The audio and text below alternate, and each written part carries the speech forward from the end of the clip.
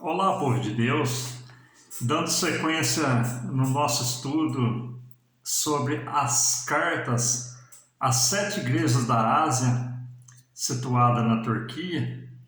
Hoje nós chegamos à igreja de Laodiceia. Antes de nós darmos sequência, eu peço a você, meu amigo, meu irmão, que se inscreva no canal, também divulgue esse canal para mais pessoas e essa mensagem, para que mais pessoas sejam abençoadas e alcançadas pela palavra de Deus. Que você deixe também seu like, seu joinha, é muito importante para mim, e que você deixe também seu comentário. Isso aí faz com que a gente aprimore as nossas mensagens. Meus amados, a igreja de Sardo, a igreja de Filadélfia e a igreja de Laodiceia, elas representam o período da igreja moderna em que nós estamos vivendo, que vai da reforma de Martinho Lutero até o arrebatamento da igreja, a conclusão de todas as coisas. E a igreja de Laodiceia, meus amados, ela não teve elogio, como as outras tiveram. As outras tiveram seus pontos negativos, também tiveram elogios. E a igreja de Laodiceia, ela não teve nenhum elogio. E nós, olhando para a palavra de Deus, que ela vai aqui de Apocalipse, capítulo 3, versículo 14 ao 22, vem nos dizer: E ao anjo que está em Laodiceia escreve: Isto diz o Amém, a testemunha fiel e verdadeira, o princípio da criação de Deus. Eu sei as tuas obras, que nem és morno nem quente. Oxalá foras frio ou quente. Assim, porque és morno e não és frio nem quente, vomitar-te-ei da minha boca. Como dizes, rico sou, e estou enriquecido, e de nada tenho falta, e não sabes que és um desgraçado e miserável, e pobre, e cego, e nu. Aconselho-te que de mim compres ouro provado no fogo, para que te enriqueças, e vestidos brancos, para que vistas, e não apareça a vergonha da tua nudez, e que unja os teus olhos com colírio, para que vejas. Eu repreendo e castigo a todos quantos amo. Sê, pois, zeloso e arrepende-te. Eis que estou à porta e bato. Se alguém ouvir a minha voz e abrir a porta, entrarei em sua casa e com ele cearei, e ele comigo. E ao que vencer, lhe concederei que se assente comigo no meu trono, assim como eu venci e assentei com meu Pai no seu trono. Quem tem ouvidos, ouça o que o Espírito diz às igrejas. Meus queridos irmãos, quando nós olhamos aqui para o versículo 14, o versículo 14 vem nos dizer: E ao anjo que está em Filadélfia. Esse anjo, quem é, meus amados? É o pastor da igreja. Deus conhece aquele que está na liderança, Deus conhece aquele que pastoreia o seu povo, que lidera a sua igreja e que prega a palavra de Deus àqueles que estão servindo ao Senhor na sua casa. E nós, continuando aqui, ele diz: Isso diz o Amém, a testemunha fiel e verdadeira, o princípio da criação de Deus. Então, Cristo, ele é a testemunha fiel e verdadeira, desde o princípio da criação de Deus. Quando Deus diz, façamos o homem, Cristo já estava lá. Ele é a testemunha, ele é o princípio, ele é o alfa, ele é o ômega, o princípio e o fim da criação de Deus. Aleluia! Esse é o Deus que eu sirvo, que você serve. que Ele é o princípio, Ele é o alfa, Ele é o ômega. Glórias a Deus por isso. E no versículo 15, meus queridos, vem nos dizer: eu sei as tuas obras, que nem é frio nem quente, oxalá fora frio ou quente. Assim, porque és morno e não é frio nem quente, vomitar-te-ei da minha boca. Por que, meus queridos, que Jesus falou que eu sei que tu és frio, nem é frio nem é quente? Porque onde estava a igreja de Laodiceia, e até hoje, nos dias de hoje, tem o que lá tem águas termais, águas que chegam a brotar da terra até com 80 graus de temperatura. E aquelas águas lá eram usadas, meus amados, para beber, para alimento do povo, para saciar a sede do povo.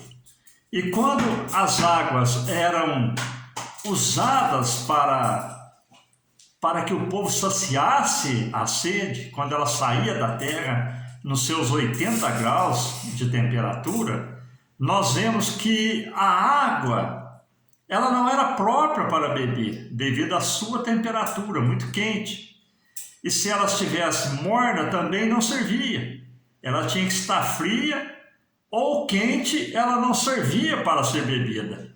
E assim Jesus se referiu ao povo que estava na igreja, que não era totalmente convertido e nem era totalmente desviado da palavra de Deus. Estavam ali no meio, não era frio nem quente.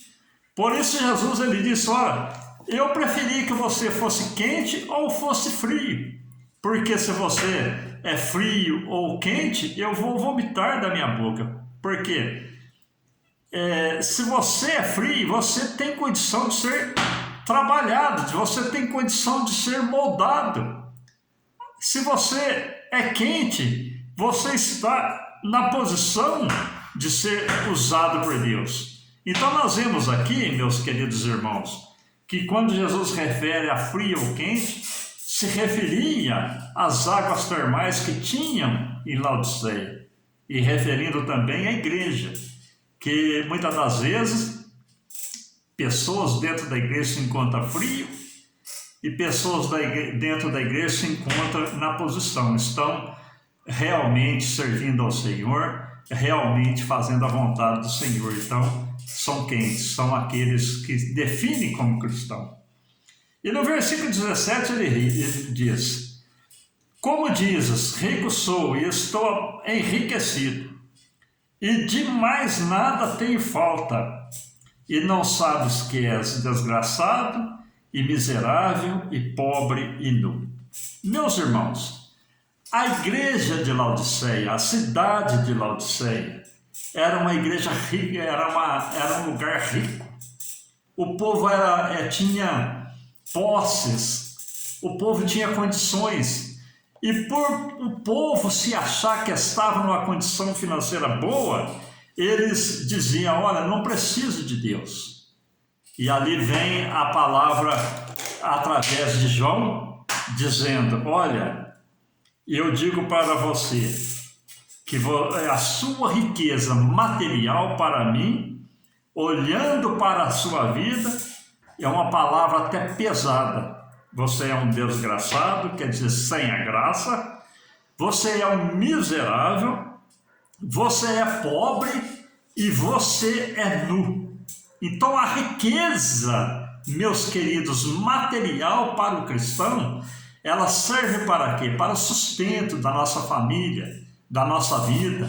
Mas, meus queridos, deixarmos a grande riqueza de Deus para afirmarmos as riquezas da terra, aí, meus queridos, nós somos enquadrados nessa palavra que diz: passamos a ser desgraçados, quer dizer, sem a graça de Deus. Passamos a ser miserável, sem a riqueza da palavra de Deus. Passamos a ser pobre, sem o ouro da palavra, da fé. Passamos a ser pobre e passamos a ser nu. E agora aqui no versículo 18, Cristo vem falar para João, escrever a igreja de Laodiceia e dizer: aconselho-te que de mim compre ouro provado no fogo, para que te enriqueça, e vestidos brancos para que te vista, e não apareça a vergonha da tua nudez, e que unge os teus colírios com óleo para que vejas. Então Jesus citou aqui, meus amados, 3 produtos. O primeiro, qual que foi? O ouro. Aconselho-te de mim que compres ouro provado no fogo, porque a cidade de Laodiceia produzia muito ouro, muita riqueza. E nós sabemos, meus amados, que o ouro que Jesus aconselhou para a igreja que comprasse dele, qual que era? A fé. A fé, ela é mais valorizada do que o ouro. O homem que tem fé, ele tem na sua mão a maior riqueza, que através da fé nós conquistamos tudo que almejamos. Então Jesus, ele disse: aconselho-te que de mim compre ouros provados no fogo. E também a cidade de Laodiceia, meus amados, produzia o quê? Muitos tecidos, fabricava muitos vestidos, muitas roupas, tinturaria. E Jesus agora fala à igreja de Laodiceia: olha, o vestido que você tem, eu aconselho que de mim você compre vestidos brancos para que vista e não apareça a vergonha da tua nudez. Eles cobriam o seu corpo com vestidos que fabricava-se na cidade, com as roupas que fabricavam na cidade, mas diante de Deus eles estavam nus. E outra coisa que Jesus falou aqui, ele disse aqui na parte C do versículo, quando ele diz: e que unge os teus olhos com colírio para que veja. A cidade de Laodiceia, meus amados, eles produziam o melhor colírio que tinha naquela época. E Jesus falou à igreja de Laodiceia: olha, compres de mim colírio para que unja os teus olhos, com colírio para que veja. Meus amados, o homem longe da graça de Deus, longe da misericórdia, longe da palavra, ele está em cegueira espiritual. Foi por isso que Jesus falou que compres colírio e unge os teus olhos, aleluia, para que vejas. Glórias a Deus. E no versículo 19, Jesus agora, ele continua a dizer para a igreja que ele diz aqui no versículo 19: eu repreendo e castigo a todos aqueles que amo. Sê, pois, zeloso e arrepende. Meus amados, o Senhor repreendeu a igreja de Laodiceia. E hoje, amados, no período que nós estamos vivendo, tantos escândalos, tantas coisas contrárias à palavra de Deus, Cristo vem trazer-nos essa palavra e repreender a cada um de nós e dizer: olha, eu estou te repreendendo porque eu te amo.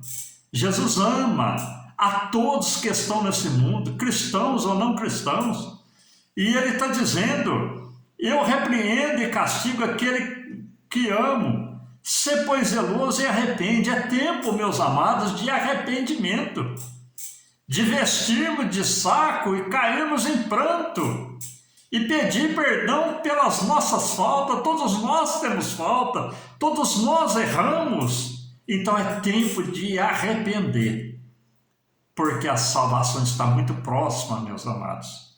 E no versículo 20 ele diz: eis que estou à porta e bato. Se alguém ouvir a minha voz e abrir a sua porta, entrarei em sua casa e com ele cearei e ele comigo. A igreja de Laodiceia, meus amados, tinha o título de cristão, tinha o título de servir a Deus, mas Cristo estava fora da igreja. E Jesus agora, falando através de João à igreja de Laodiceia, ele diz: eis que estou à porta e bato. Eles estavam achando que servia a Deus, mas estava deixando Cristo fora da igreja. Estava tendo uma igreja, congregando na igreja, falando da palavra de Deus na igreja, mas não tinha Cristo dentro da igreja. Cristo tem que estar, meus amados, entronizado no nosso ser. Temos que esvaziar do nosso eu e Cristo tem que estar entronizado em nossa vida. Ele é o centro, aleluia, da nossa base de fé, da nossa regra de fé. Ele é a razão de nós dizermos que somos cristãos. E no versículo 21 e 22 ele diz: ao que vencer, lhe concederei que assente comigo no meu trono, assim como eu venci e assentei com meu Pai no seu trono. Quem tem ouvidos, ouça o que o Espírito diz às igrejas. Meus amados, Cristo, ele esteve aqui entre nós, pregou a sua palavra, deixou os seus ensinamentos, abriu um caminho para que o homem pudesse entrar por ele, através da graça. E nós, meus amados, sabemos que Cristo venceu. E após a sua morte, ele foi assunto aos céus. Ele foi elevado aos céus. Glória a Deus por isso. E assentou à direita de Deus.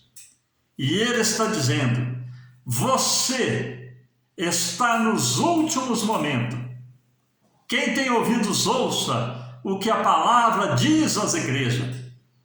Ao que vencer, lhe concederei que assente comigo no meu trono, assim como eu venci e assentei juntamente com meu Pai. Meus amados, é promessa de vida eterna. Então, meus queridos, é hora de arrependermos, reconhecermos as nossas faltas, entrarmos pelo caminho da palavra e alcançarmos a promessa de vida eterna. Porque o mundo passa e as suas concupiscências, mas aquele que faz a vontade de Deus, ele permanece para sempre. Amém? Que Deus te abençoe, meu querido irmão, minha irmã. Que Deus te conceda as mais ricas bênçãos do céu, para mim e para você, hoje e sempre. Amém.